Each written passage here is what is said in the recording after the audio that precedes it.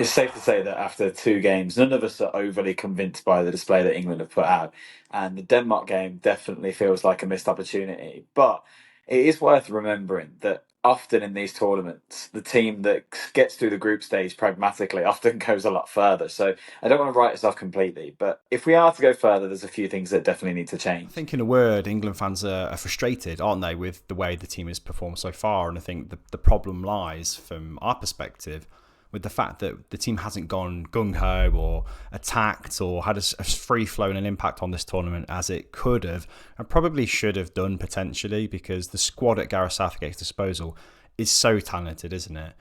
I But think the first issue they've got to address is the midfield problem. I just don't think Trent works in that midfield. I think with players as good as Bellingham and Foden, I think you've got to look to keep them in the team. I would play Foden in that number 10 position and drop Bellingham into a number 8 alongside Declan Rice. I just feel as though Bellingham, he offers so much all over the field. I think in his defensive capabilities, as well as going forward, he's probably one of our best ball carriers as well. I just think that's the best way to approach, and we all know what Phil Foden can do and how good he can be. I think he needs a chance to knit this attack together, and I think it will eventually come good. The experiment with Trent, I appreciate it. I think I was an advocate for trying it in midfield.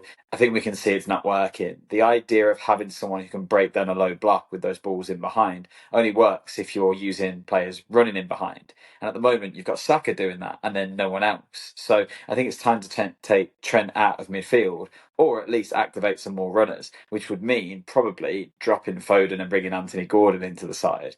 Now, I think there is a world where you don't need to do that. And actually, I'd love to see it. I think the majority of people would love to see Bellingham play alongside Rice in the middle, move Foden more central, and then play Gordon on the left. And then obviously Foden, with his playmaking abilities, would be able to look for both those wide players. But at the moment, that setup's not working. I think the midfield has to change. I think the best teams in the tournament so far, for example, Spain and Germany, have got much more balanced midfield setups than England have. Trent Alexander-Arnold is not the solution to England's midfield problems.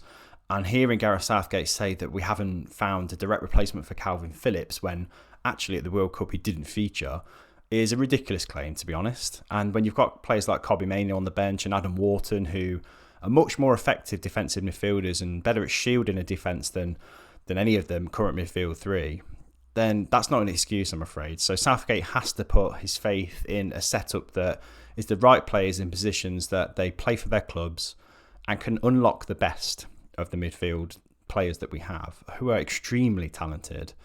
Now, obviously, he's put a lot of emphasis on Jude Bellingham going forward in that number 10 role. I think that needs to switch. Bellingham needs to drop back to a number 8. I think Rice needs to play alongside him in kind of almost like a box-to-box role for both of them, kind of covering each other, with Foden being the focal attacking point, definitely, because he's better centrally, he's better in a number 10. As good as Bellingham is there, he's equally as good, I think, in the middle of the park. We need somebody on that left-hand side who can make runs in behind. If you look in these last couple of games, where England have been so potent in the past is in their movement off the ball, not just their ability on the ball, but making those runs off of the shoulder of defenders. Because we've taken the likes of Rashford, Sterling out of the squad, who've been so good at that in the past, and we've had a lot of players looking for the ball into feet constantly.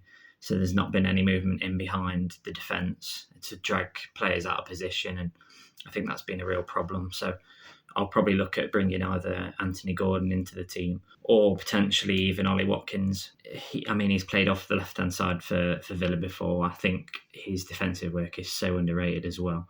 And his pressing game. I do think we just need to up the ante a little bit in terms of that and kind of quicken the pace at times. The attack needs to have a better player on the left. So with Foden moved centrally, Ollie Watkins could be trusted, or maybe just unleash Anthony Gordon, because no Grealish, no Rashford. Who's the most natural left-footed sort of attacking player to take that role? And Gordon's had a great season. Let him run.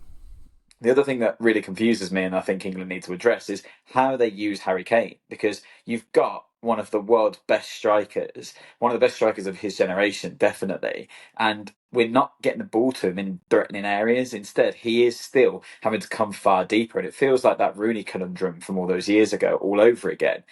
it felt like, particularly in the first game against Serbia, all they wanted to do was lump balls long at him and hope he could hold it up, but then not really bringing anyone near him to activate that. So, I don't know. I've said before I would love to see a partnership of him and Watkins, but that's never going to happen. So, at least they need to think about how they're keeping Kane high up to bring him into play in the most dangerous positions possible. But I do feel like there needs to be a mentality shift. If you look at the last couple of games, I think when we've scored, it seems like we're not focusing on our strengths, but almost sitting back and inviting pressure and looking to stay compact. I think that's been a downfall for us, really, in that we've invited opponents onto us and really kind of invited that pressure, and we've not looked comfortable at all. It feels like Harry Kane's not had much support. It feels like we're dropping too deep. Obviously, there's going to be more difficult games that come along the way, and I think there will be times in games when we need to be more composed and probably be a bit more realistic, that we're probably not going to have as much of the ball as, say, a Spain or a Portugal. I just think we're being a bit too negative in our play at times.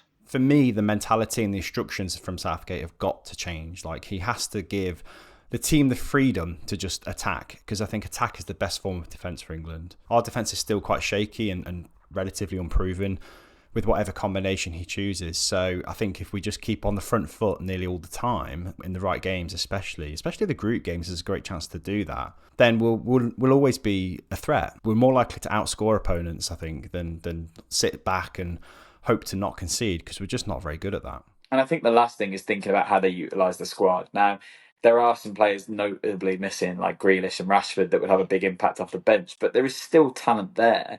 And once again, Southgate doesn't seem to be using it correctly.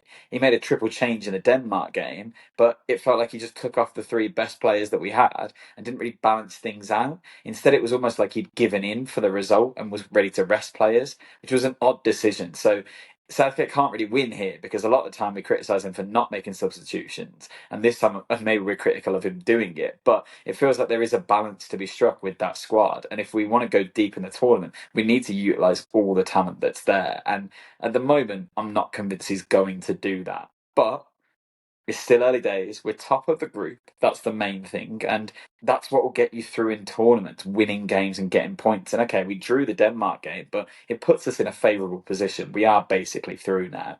And I think we need to remember that the mentality around the camp expands that to the fans as well. The more critical we are, the more the media slate this team, the more it brings down the feel of the tournament. Now, if England go on to win this, no one is going to care about the Serbia and Denmark games. And all right, they might not be playing attractive football that we maybe expected throughout, but we have to remember that some of these players have played incredibly long club seasons, gone deep in European tournaments, as others have, I'm sure, but at a very high level. We're talking about some real serious talent that will be able to grow into this tournament, get clicking together, and we just need Southgate to implement a style to make them consistent. Potentially this England team is unreal, isn't it? And we just need to unlock it. Gareth Southgate needs to put faith in his forwards and his midfielders to do the job. And I think the defenders will feel better when the ball isn't coming at them and when pressure isn't being invited so much, because that's the danger for England. If we invite pressure, we will concede. And I think against better opposition than what we've played so far, that could be really, really dangerous. But there are combinations that need to happen. And I think there are players that need to be played in their rightful position to show the best of what they can offer. That isn't happening so far. It needs to happen. Come on, Southgate, you know what to do. And come on, England.